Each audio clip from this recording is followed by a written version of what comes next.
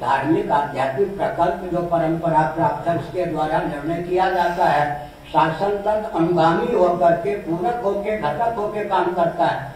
ऐसा तो नहीं कि सेना की सुरक्षा की व्यवस्था धार्मिक आध्यात्मिक जगत से हो। सेकुलर तंत्र में भी जो शासन तंत्र होता है, जहाँ जहाँ भारत में जो पवित्र संस्थान है या कोई मेला उत्सव के कार्यक्रम है जहाँ लाखों व्यक्ति आते हैं, वहाँ सेकुलर शासन तंत्र होने पर भी क्षेत्रीय जो सैनिक बल होता है, पुलिस बल होता है और इंजीनियर आदि होते हैं, वे सब अपनी अपनी भूमिका निभाते हैं। उनकी उपेक्षा तो नहीं की जाती। तो किसी घटक की जो उपेक्षा होनी ही नहीं है, लेकिन सर्वथा धार्मिक आध्यात्मिक नेतृत्व के अनुसार संस्थान को चलाना है, तो इसमें क्या आपत्ति है। एक मैं और संकेत करता हूँ, पूरे विश्व में 204 देश हैं। अभी कुछ महीने पहले मेरे ख्याल में 57 देश मुस्लिम देश के प्रतिनिधि एक जगह आए थे। किसी कारण पाकिस्तान उसमें सम्मिलित नहीं हुआ था, लेकिन भारत के विदेश मंत्री माननीय सुषमा स्वराज को बुलाया गया था। इससे सिद्ध होता है कि 204 देशों में कम से कम 58 देश तो मुस्लिम शासन के अंतर्गत है। कुरान और बाइबल का उन पर, कुरान का और मस्जिद का उन पर प्रभाव होता है। बहुत से ऐसे देश हैं जिन पर बाइबल का, चर्च का प्रभाव होता है। विश्व में तो हिंदू राष्ट्र एक भी नहीं है। तो जब इस रॉकेट, कंप्यूटर, लैपटॉप, मोबाइल के युग में भी कुरान शरीफ के आधार पर, बाइबल के आधार पर, मस्जिद के आधार पर, चर्च के आधार पर राष्ट्र चलाए जा सकते हैं, तो भारत के पवित्र संस्थान को अगर वेदांत शास्त्रों के आधार पर चलाया जाए तो इसमें सरदर्द की बात क्या है। मैं एक संकेत करता हूँ, जल स्थल नभ में विद्युत, बिजली विद्यमान है। वैज्ञानिकों ने बादल के माध्यम से, मेघमंडल के माध्यम से विद्युत को चमकते हुए, बनते हुए देखा। अपनी बुद्धि का प्रयोग करके उन्होंने क्या किया, बल्ब के माध्यम से विद्युत को व्यक्त किया, पंखे के माध्यम से, माइक इत्यादि के माध्यम से। तो जल स्थल नभ में जो विद्युत व्यापक है, वैज्ञानिकों ने कार्य की सिद्धि के लिए, व्यवहार में क्षमता लाने के लिए जो उसको प्रकट किया, उसमें उन्होंने गुड कंडक्ट, बैड कंडक्ट, विधि निषेध संहिता का भी निर्माण किया ना।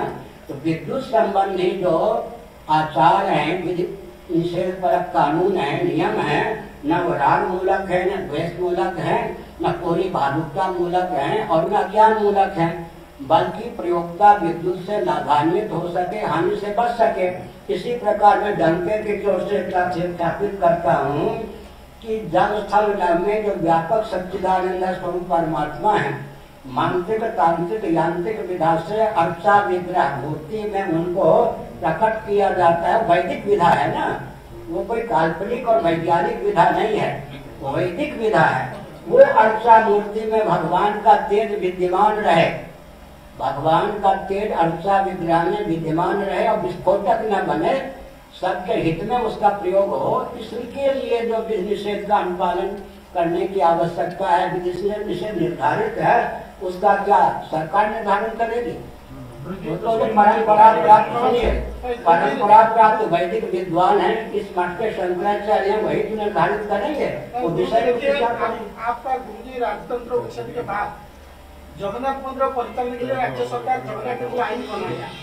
आप जब जगन्नाथ मंदिर का दायित्व लगे, ये जो आइन के आधार पर शासन करेंगे ना, हमें आइन उचित होना चाहिए। आइन कहाँ है, वो आपको भ्रम है। उसमें लिखा गया है कि हमने पूछ कर लिख दिया है, ये पूरा नहीं है। प्रशस्त संविधान बनना चाहिए। एक व्यक्ति के मस्तिष्क की वह चीज है। लक्ष्मण पंडा उनका नाम था।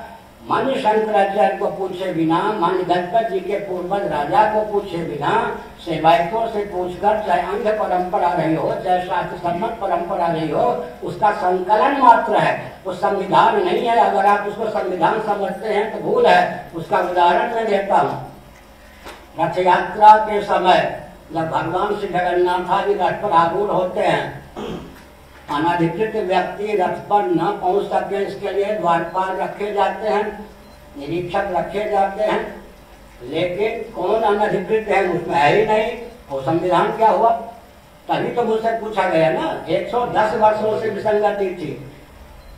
जिनको नहीं जाना चाहिए उनको रोकने के लिए प्रतिहारी आदि रक्षक विद्यमान होते हैं, लेकिन किनको जाना चाहिए किनको नहीं जाना चाहिए यह उल्लेख नहीं है। और एक मैं उदाहरण देता हूँ, हाथकंगन वार्षिक क्या ये जो ब्रह्म का आधान घट परिवर्तन आदि में क्या होना चाहिए कैसे होना चाहिए कुछ उल्लेख है क्या, उसका संविधान कैसे कहेंगे? पूछ करके सेवायतों से पंडित पुजारियों से तो बनाया गया स्नान परंपरा भी है। मैं उदाहरण देता हूँ, स्कंद पुराण को आप मानेंगे या नहीं? लक्ष्मण पंडित जी के द्वारा निर्मित जो संकलन है उसको संविधान अगर आप मानेंगे तो स्कंद पुराण की क्या गति होगी? स्कंद पुराण प्रमाण है या नहीं? स्कंद पुराण में लिखा है कि सूर्यास्त हो जाने पर